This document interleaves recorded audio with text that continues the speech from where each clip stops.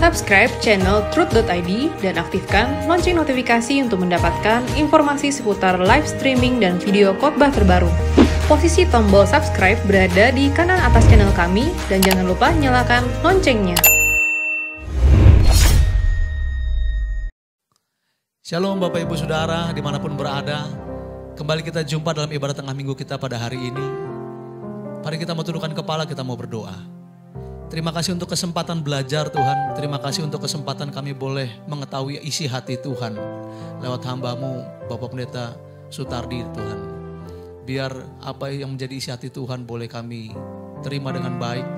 Dan setiap apa yang kami terima boleh kami lakukan dalam hidup kami. Dalam nama Tuhan Yesus kami berdoa. Amin. Mari Bapak Ibu sama-sama kita mau angkat pujian bagi Tuhan sebagai rasa syukur kita. Haleluya. Tidak pernah ku jumpa pribadi seperti Tuhan Yesus yang mengasihi Bapak Ibu dan saya. Sehingga ia mengorbankan dirinya untuk Bapak Ibu dan saya. Haleluya. Katakan sama Tuhan. Tiada pernah ku jumpa pribadi seperti Dia yang mengasihi aku dengan kasih sempurna. Kini hatiku telah menjadi jatuh cinta, jatuh cinta, jatuh cinta padanya.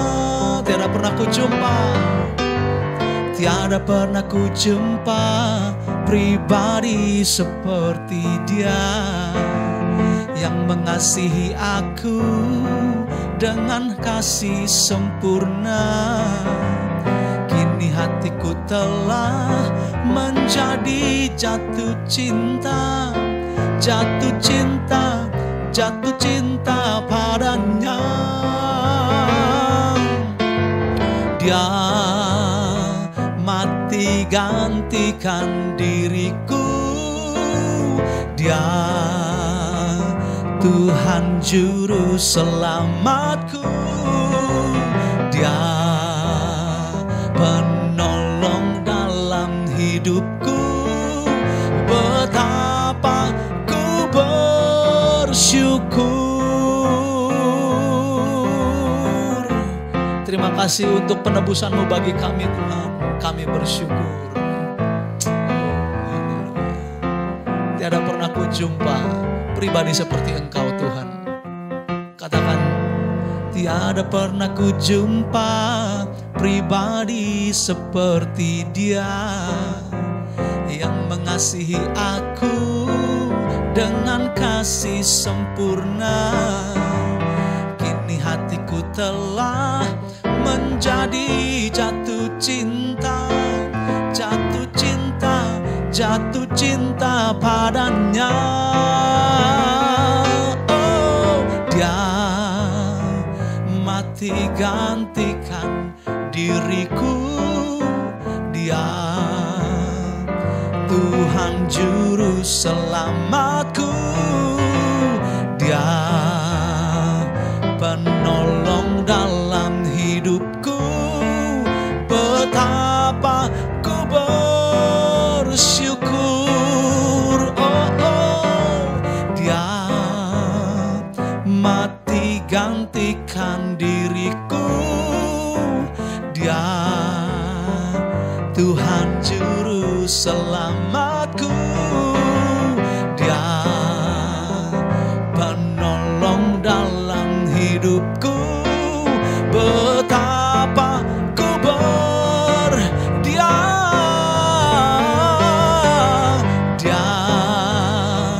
mati gantikan diriku, Dia Tuhan juru selamatku, Dia penolong dalam hidupku.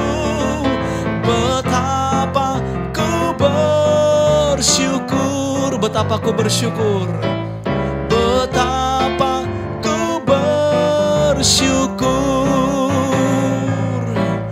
betapa ku bersyukur.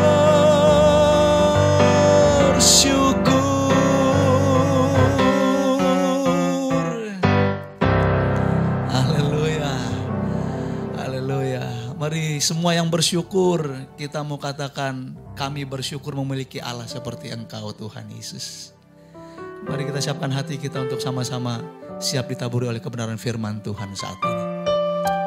Ini kami yang datang Tuhan dengan rasa syukur, yang memberikan hidup sebagai persembahan syukur kami kepadamu. Hanya Engkau yang kami nanti-nantikan Tuhan. Hanya Engkau yang kami rindukan. Terima kasih untuk kesempatan ini Tuhan Yesus. Terima kasih untuk kesempatan ini. Hanya hari-Mu yang kami nantikan Tuhan. Hanya hari-Mu Tuhan. Hanya hari-Mu Tuhan. Hanya hari-Mu Tuhan yang selalu ku nantikan. Semua harapanku ku taruh kepadamu.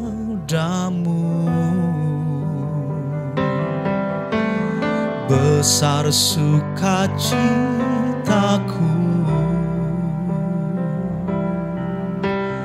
ku memandang wajah-Mu. Takkan ku harap lagi bahagia dunia ini, semua hanya semu belaka. Tuhan dan kerajaan-Mu itu segenap hidupku sekarang dan selamanya.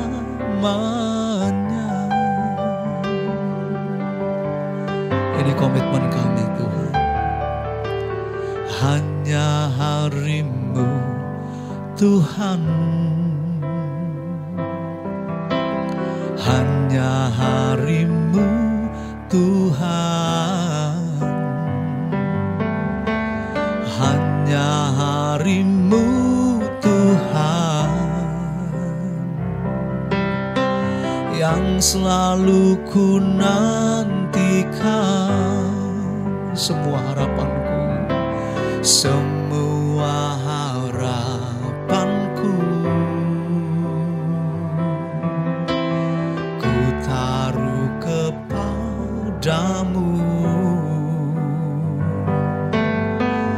Besar sukacitaku, ku memandang wajah-Mu. Takkan ku harap lagi bahagia dunia ini, semua hanya semu belaka. Tuhan dan kerajaan-Mu itu segenap hidupku sekarang dan selamanya.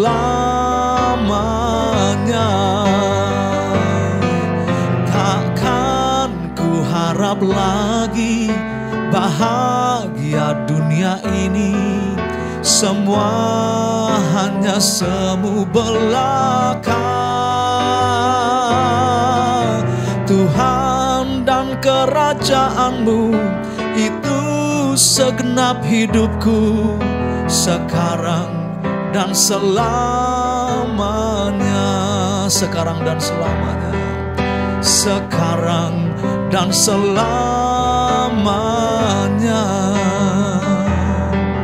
Sekarang dan selamanya.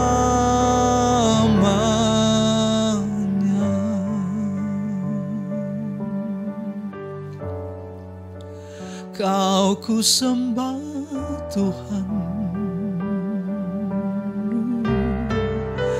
mengiringmu sampai selamanya, sampai habis tubuhku, sampai sampai habis waktuku. Iring Engkau ya Allahku. Ini rinduku ya Bapa, ini komitmenku Tuhan, ini setiap kami yang datang membawa hidup sebagai persembahan bagimu. Ku mau berjuang terlepas dari ikatan dunia. Ini janjiku, ini janjiku ya Allahku. Iring Engkau sampai habis nyawaku. Ku mau setia padamu, setia melayanimu, mengikut jejakmu ya Bapakku. Kau yang ku rindu,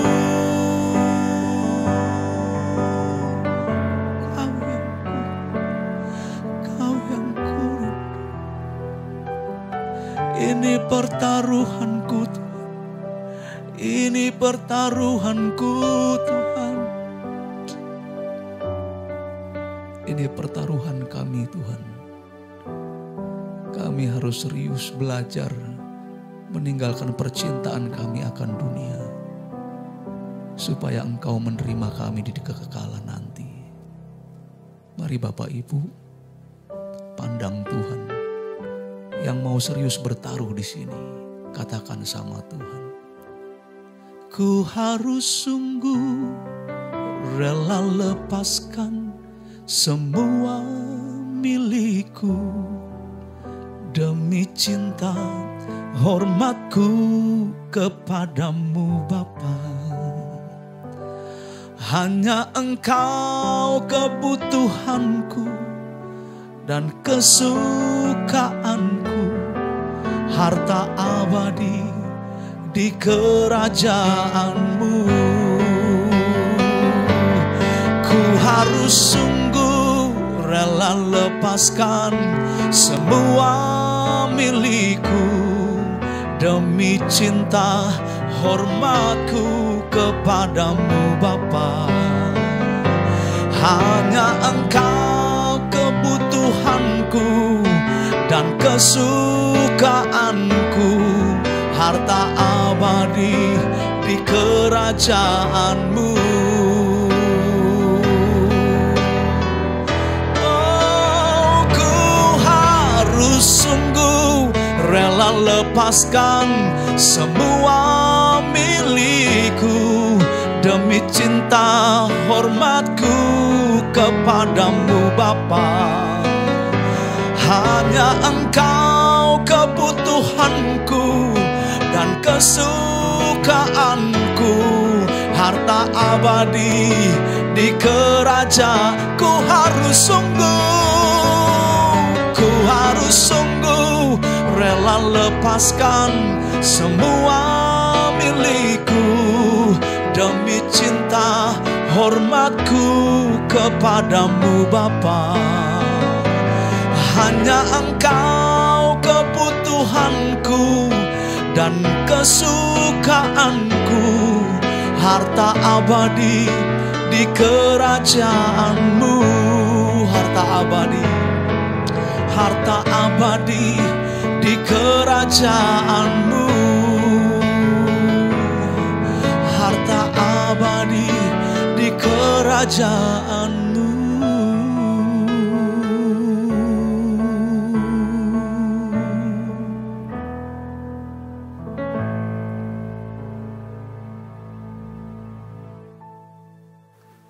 Terima kasih buat kesempatan ini ya Tuhan.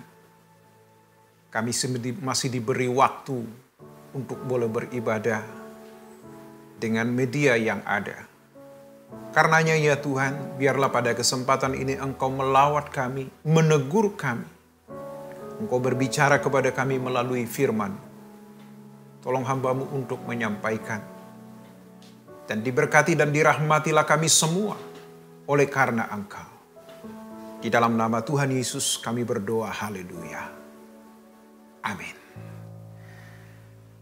Shalom Bapak Ibu Saudaraku sekalian, tanpa terasa kita sudah ada di penghujung tahun 2022.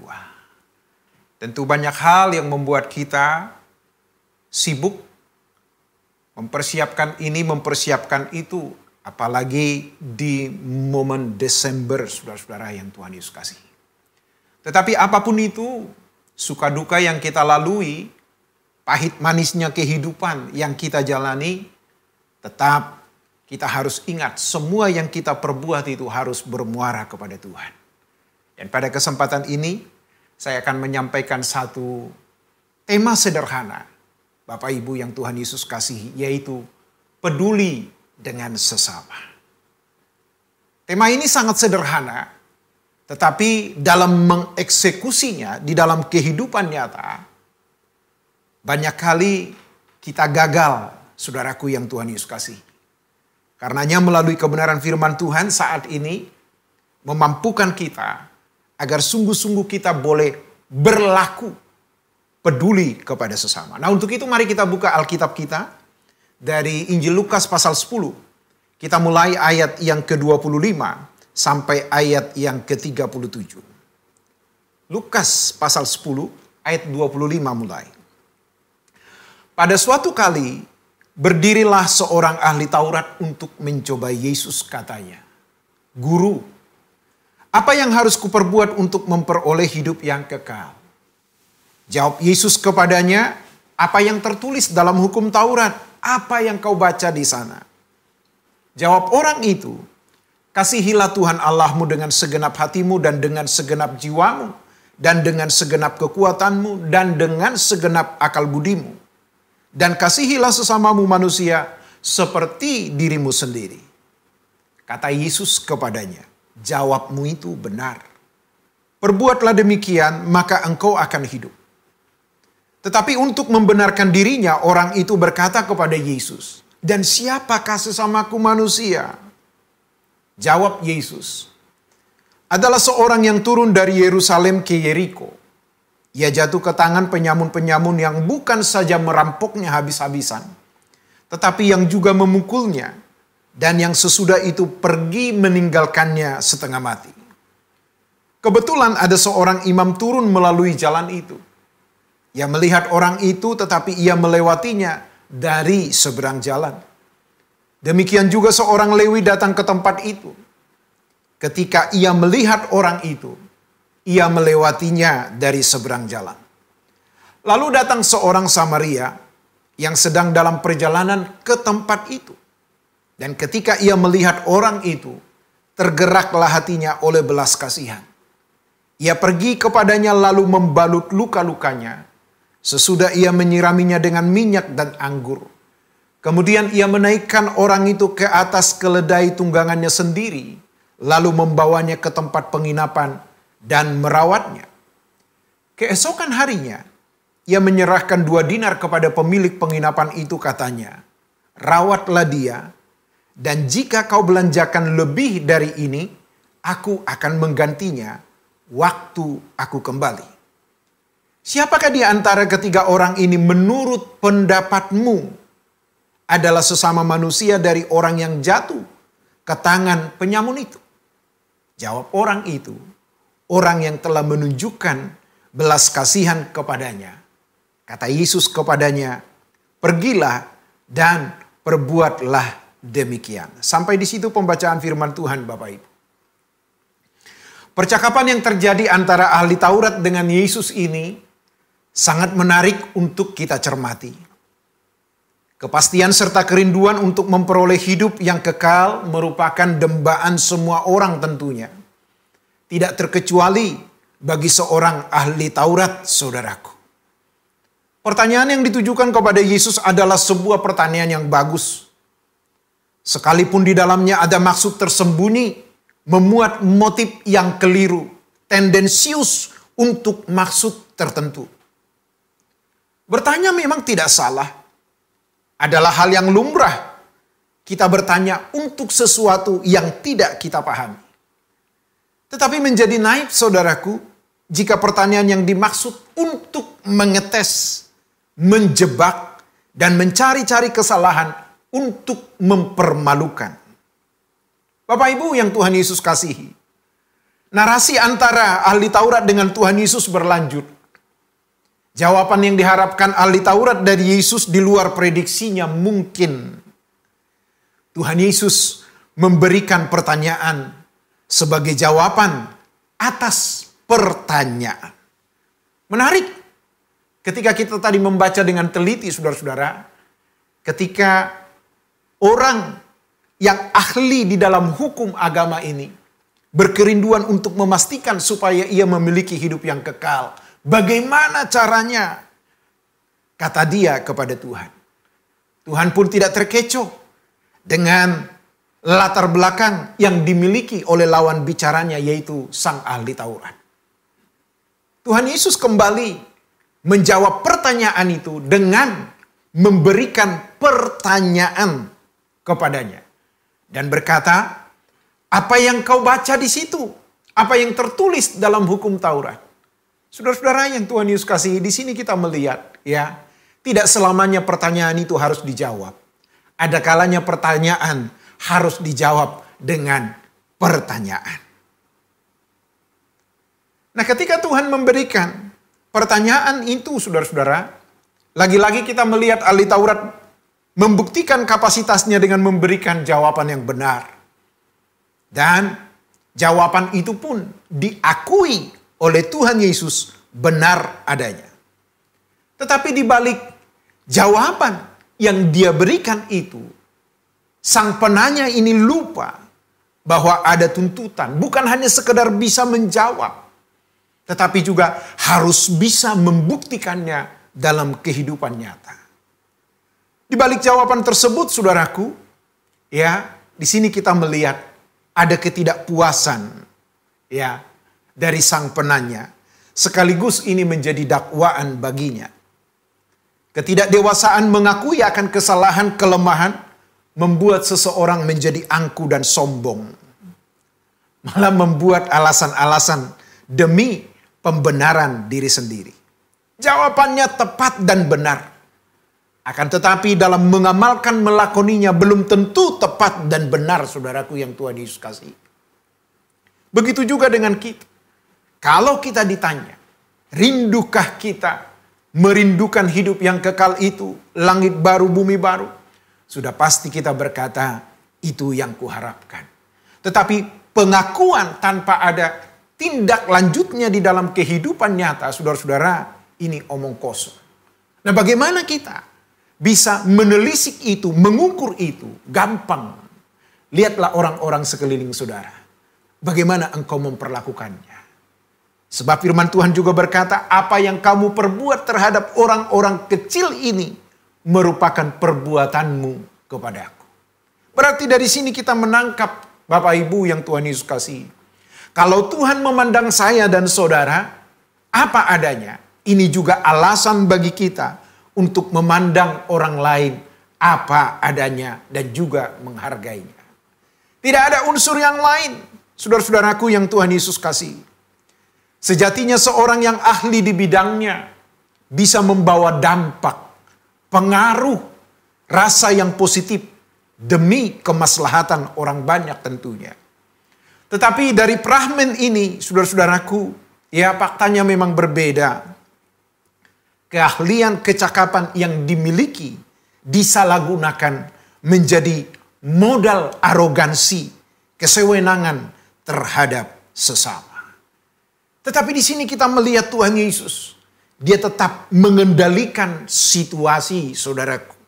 Dia tetap memperlakukan lawan bicaranya, si ahli Taurat ini, dengan terhormat. Nah, ini yang harus menginspirasi kita. Peduli dengan sesama, tentu kita harus meneladani apa yang Tuhan lakukan ini. Jangan sampai hanya karena pernyataan kita tidak diresponi dengan benar, menyulut amarah kita. Ini memang berat, saudaraku. Berat. Seogianya maunya gayung bersambut. Tetapi apa dikata, saudara-saudaraku, yang di luar itu tidak bisa kita kontrol. Tetapi camkan baik. Di dalam respon kita, itu mutlak yang kita kontrol. Jadi tidak ada hak menuntut orang lain baik kepada kita. Ya. Atau kita juga menuntut saudara kita baik kepada kita. Istri kita baik kepada kita. Suami kita baik kepada kita. Tetapi ini yang Yesus lakukan, saudara-saudara. Bagaimana ia memperagakan yang semestinya diteladani oleh orang-orang percaya. Bagaimana ia peduli dengan sesamanya. Yaitu dengan tulus. Ya, kalau engkau sudah menikah, memiliki istri, anak, engkau harus bangga dengan apa yang kau punya. Jangan sampai mata kita ya lebih jeli melihat kelebihan orang lain. Saya mau kasih tahu Bapak Ibu, biasanya memang begitu. Apa yang tidak kita miliki itu indah banget. Tetapi ketika kita sudah memilikinya, sama rupanya. Nah untuk itu jangan tertipu, saudaraku yang Tuhan Yesus kasihi. Ya, jangan tertipu. Nah kita melihat kesabaran Tuhan Yesus dalam meresponi pertanyaan ahli Taurat ini. Memberikan jawaban yang patut tanpa kehilangan esensinya, yaitu belas kasihan. Tuhan Yesus dengan elegan memperlihatkan cara untuk menguasai situasi yang ada dengan melanjutkan perbincangan itu. Nah untuk itu, saudara-saudaraku yang Tuhan Yesus kasihi, ingat, sekalipun respon yang kita terima dari pihak luar tidak sesuai dengan keinginan kita, camkan ini, jangan terpancing dengan keadaan. Lalu terperangkap dalam kecerobohan saudaraku. Pertanyaan yang dilontarkan ahli Taurat dengan tujuan untuk mengetahui cara memperoleh hidup kekal, disambut Tuhan Yesus dengan memberikan jawaban sekaligus menguji sang penanya apakah serius memperkarakan nasib hidup kekalnya. Di ayat-ayat yang kita baca tadi saudara-saudara, ya ternyata si ahli Taurat ini pun tahu betul bagaimana caranya. Karena dia adalah seorang yang ahli dalam hukum Taurat, bukan pengacara yang ahli hukum, saudara-saudara. Ini khusus ahli Taurat. Ini guru-guru yang sangat disegani. Tetapi di sini kita melihat ternyata label yang dimiliki seseorang, apakah dia sebagai tokoh agama rohaniwan, tidaklah menjamin tindakannya itu elegan terhadap sesamanya. Bahkan di pengamatan saya, kebanggaan-kebanggaan atau gelar-gelar kehormatan dalam kerohanian yang kita sandang, sering kita lupa. Itu menjadi alasan menuntut orang memperlakukan kita semestinya. Harusnya nggak boleh. Mau pendeta atau enggak biasa aja kali saudara-saudara. Tapi karena kita ini kan orang timur, dia Pak Pendeta, ya sudah. Sepantasnya saja. Ya, jangan cari muka. Sebab tidak ada yang kehilangan muka saudara-saudara. Nah, Bapak Ibu yang Tuhan Yesus kasihi, kita melihat ya dari perbincangan ini bagaimana Tuhan Yesus mengarahkan si ahli Taurat ini, syukur-syukur dia bertobat saudara-saudara. Akan tetapi dia pun sudah mendapatkan jawaban yang semestinya dia tidak mengakui keunggulan itu. Malah dalam hatinya berkecamuk ini. Kok bisa tepat seperti yang saya pahami? Akan tetapi manusia memang sukar menghargai kelebihan atau keunggulan orang lain. Saudara-saudara, kita lebih terampil untuk melihat sisi jelek atau negatif dari orang-orang pada umumnya. Nah itu sebabnya ketika Tuhan Yesus berkata, di ayat 28, jawabmu itu benar. Ya, karena sebelumnya si ahli Taurat ini sudah menjawab, kasihilah Tuhan Allahmu segenap hatimu, segenap jiwamu, segenap kekuatanmu dengan segenap akal budimu. Saya stop di situ dulu Bapak Ibu. Ingat, mengasihi Tuhan ada takaran yang jelas, yaitu segenap. Jangan sampai kita mengasihi orang lain lebih dari mengasihi Tuhan. Itu bukan kata Sutardi. Itu kata ayat firman Tuhan yang sedang kita baca. Dalam melakukan sesama gimana? Di bagian terakhir, dan kasihilah sesamamu manusia seperti dirimu sendiri. Nah, di sini kita sering gagal, saudaraku, termasuk yang lagi khotbah ini. Untuk memilih sesuatu kepada kita udah pasti yang the best, yang terbaik. Tetapi tak kalah kita untuk membagi kepada orang lain, kayaknya masih jauh dari standar yang kita punya. Ya, masih jauh. Harusnya bagaimana engkau mengasihi dirimu, begitulah engkau seharusnya mengasihi orang lain. Kayak tidaknya seseorang, Bapak Ibu, relatif. Tetapi ingat, apapun yang kau miliki, fasilitas apapun yang kau miliki, jangan jadikan itu menjadi ukuran apalagi tuntutan untuk orang menghargai. Bahkan jangan sampai berkat itu, fasilitas itu menjadi perangkap yang mematikan bagi kita. Ingat, semua yang kita punya ini bersumber dari Tuhan. Atas kelengkapan fasilitas dan juga berkat yang kita terima, harusnya kita lebih elegan, lebih efektif, lebih maksimal. Bagaimana kita menaruh kepedulian kepada sesama. Ketika Tuhan Yesus berkata, jawabmu itu benar, perbuatlah demikian maka engkau akan hidup. Saudara-saudara, ternyata jawaban dari si ahli Taurat ini benar dan tepat. Tetapi dalam mengeksekusinya, dalam mengamalkannya, dalam melakukannya, dia gagal sama sekali. Itu sebabnya di ayat 29. Tetapi untuk membenarkan dirinya, orang itu berkata kepada Yesus, dan siapakah sesamaku manusia? Gila ini.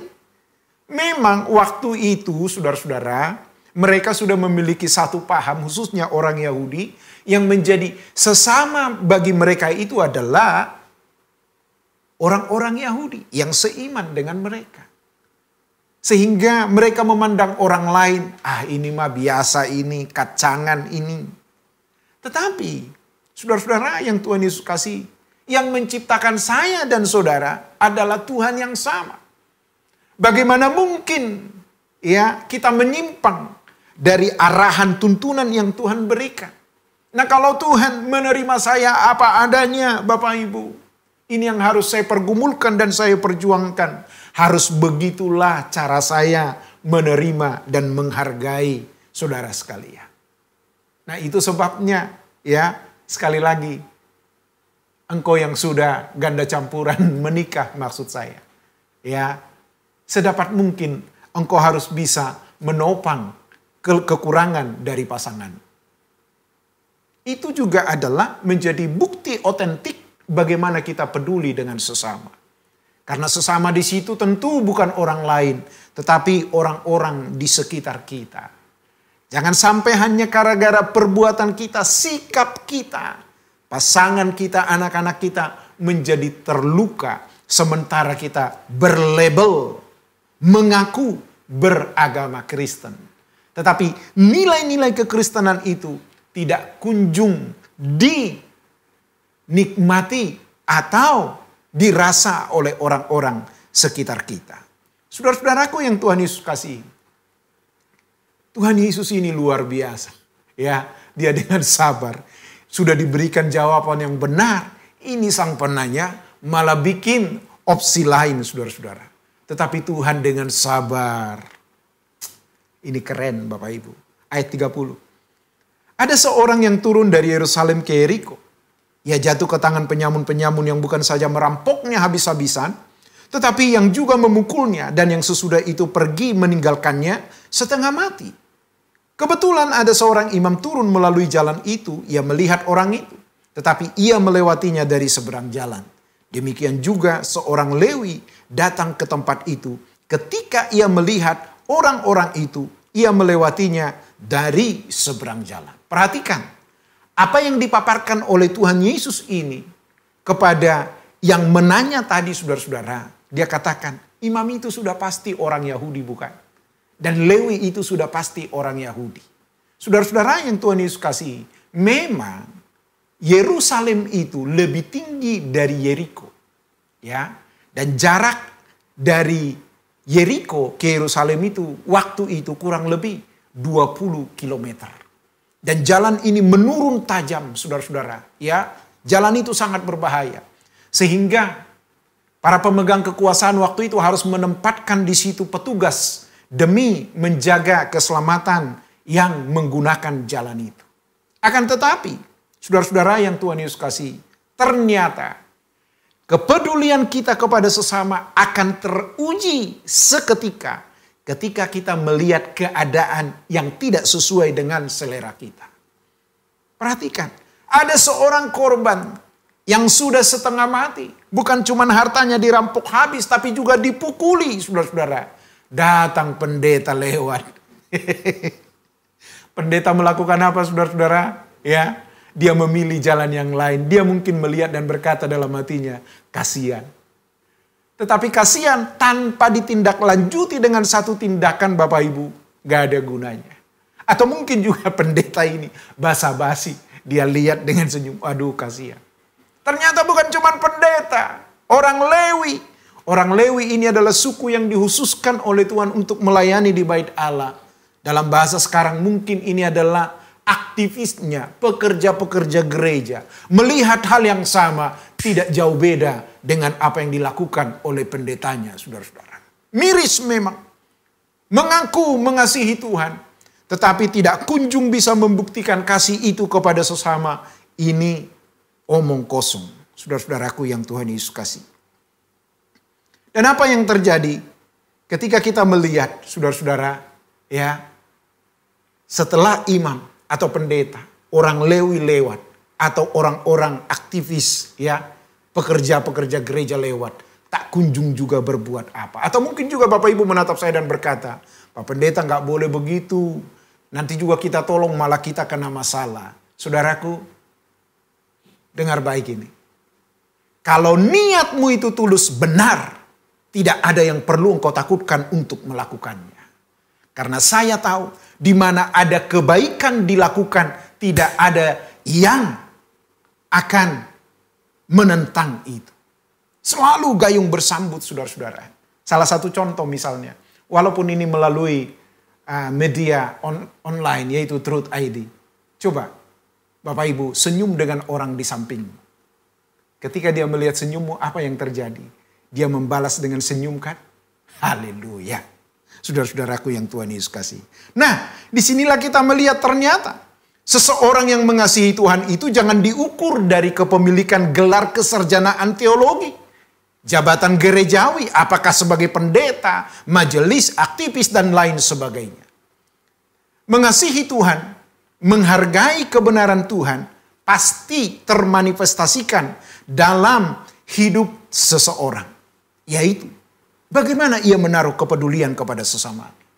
Yaitu dengan memiliki belas kasihan dengan sesamanya. Mengasihi Tuhan tetapi membenci sesamanya adalah sandiwara semata, saudaraku.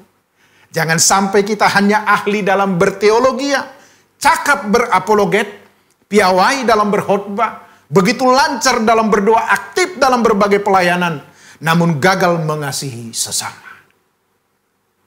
Kepedulian terhadap sesama bukan soal perasaan suka atau tidak suka, melainkan kerelaan untuk berbagi atas dasar belas kasihan.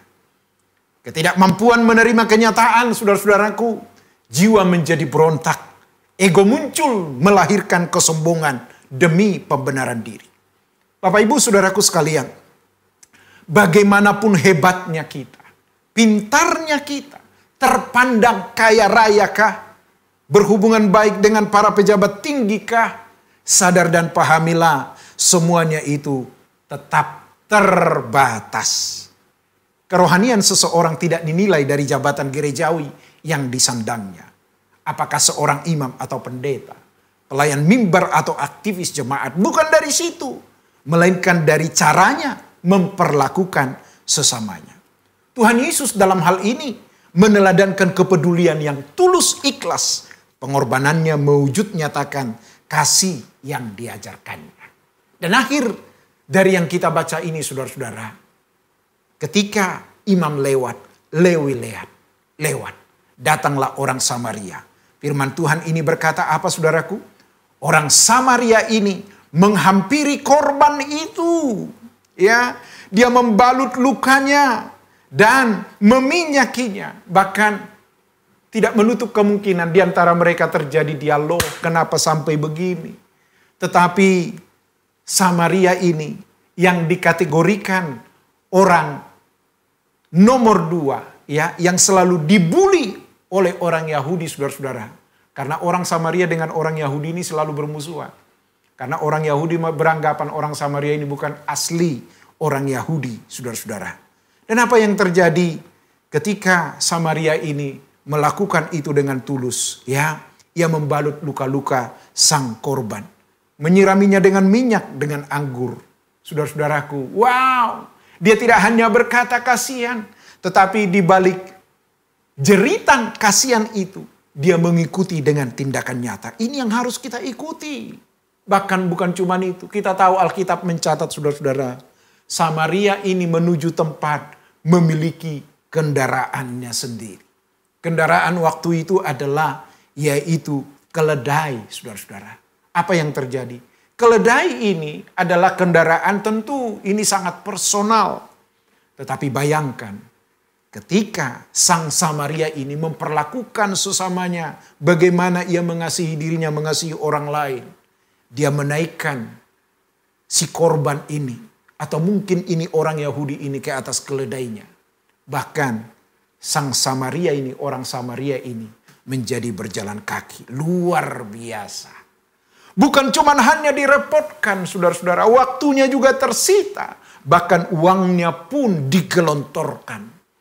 Tetapi satu hal yang saya pelajari adalah, saudara-saudara, mengasihi sesama, peduli dengan sesama, bukan basa-basi, tetapi action, saudara-saudara.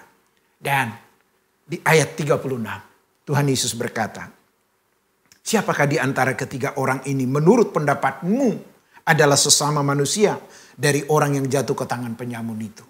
Saudara-saudara, si sang ahli Taurat ini, harusnya dia berkata, ya orang Samaria itu dong Tuhan. Bibirnya masih risih untuk menyebutkan itu. Dia malah berkata, orang yang telah menunjukkan belas kasihan kepadanya. Kata Yesus kepadanya, kalau begitu kamu sudah tahu. Jangan hanya cakap mengajar. Lakukan, perbuatlah demikian. Maka hidup kekal menjadi milik. Saudara-saudaraku yang Tuhan Yesus kasih, sebelum saya akhiri, saya mengingatkan kepada kita. Saya tidak peduli engkau berapa lama menjadi Kristen. Engkau ini seorang yang punya pengaruh di gereja atau tidak. Tetapi kalau perbuatanmu, tindakanmu tidak bisa dirasa, dinikmati orang lain, bertanyalah kepada dirimu.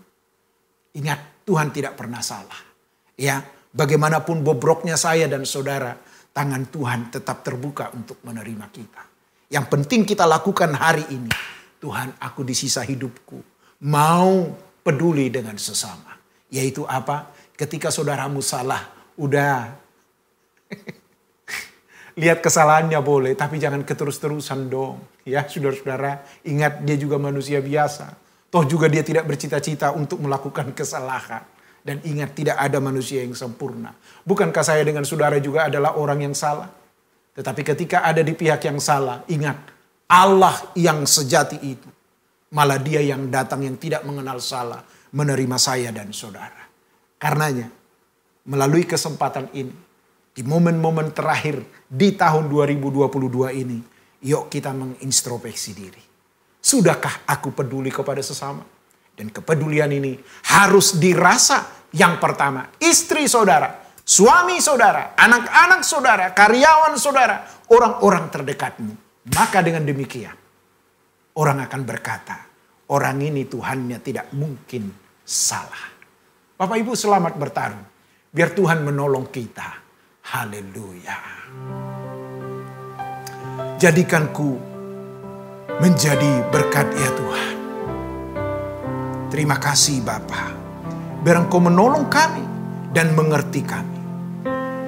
Di lembar hari hidupku, Kau ajarku lukis hatimu.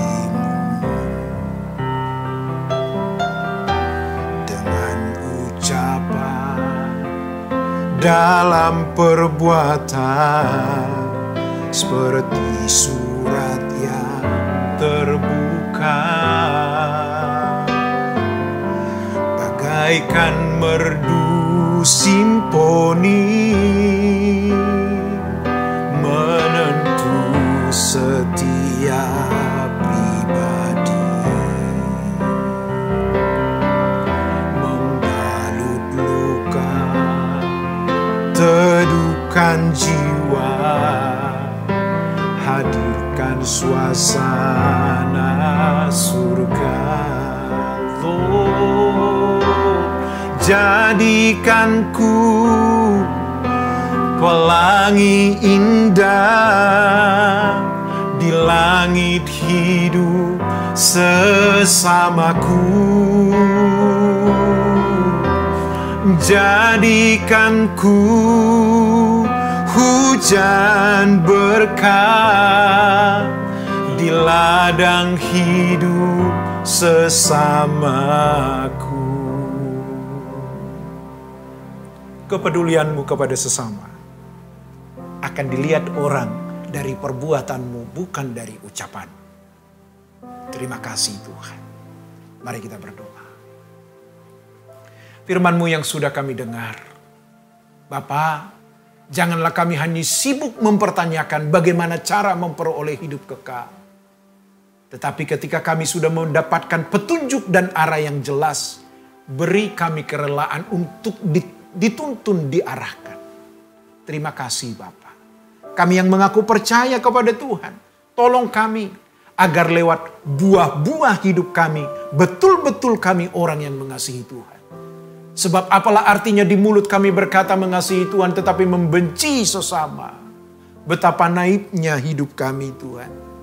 Dan biarlah melalui kesempatan ini Engkau menjamah kami, menegur kami, agar kami sungguh-sungguh boleh peduli dengan orang-orang sekeliling kami. Berkat-Mu atas kami ya Tuhan, dan juga atas gereja-Mu, dan juga atas program ibadah tinggal minggu ini ya Tuhan. Dan saat ini saudaraku, sebelum kita sudahi, beranjak dari tempat kita masing-masing, arahkan hatimu. Biarlah Bapa sendiri yang memberkati kita. Turunlah segala berkat yang melimpah dari Allah Bapa di sorga, rahmat cinta kasih sayang yang besar dari Tuhan Yesus, bimbingan penyertaan dari Roh Kudus menyertai hidup kita dari saat ini sampai selama-lamanya. Haleluya. Amin.